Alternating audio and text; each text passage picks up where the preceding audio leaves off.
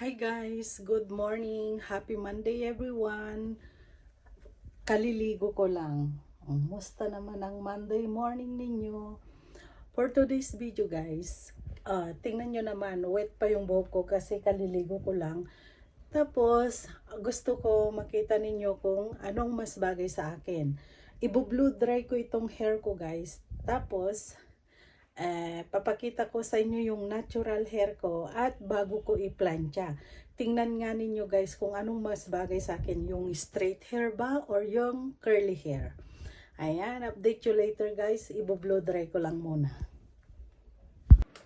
So, ayan, andito na nga guys, oh. Magbo-blower na ako.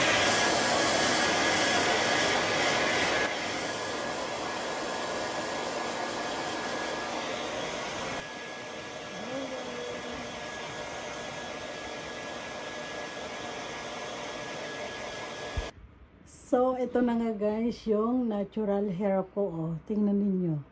Yan yung natural hair ko. Medyo hindi siya masyadong kulot kasi na-blower nga. Tapos ngayon naman, ipalplancha ko. Yan. Tingnan nga natin guys, mamaya kung anong mas bagay. Yung ganito o yung ma-plancha. Update you later. So, ayan na nga guys. Bago ko planchahin, syempre, inuuna ko muna dito sa baba. Kaya tinali ko yung hair ko guys. Ngayong iron natin. Ganyan lang ginagawa ko. Inuuna ko sa may baba. Tapos, yung pinaka parang loob niya.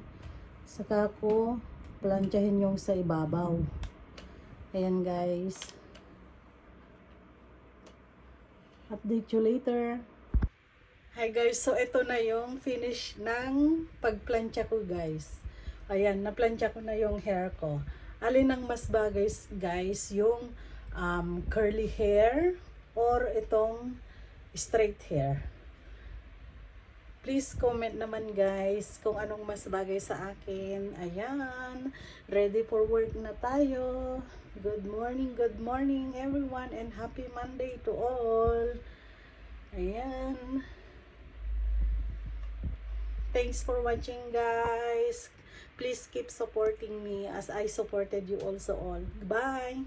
Happy Monday.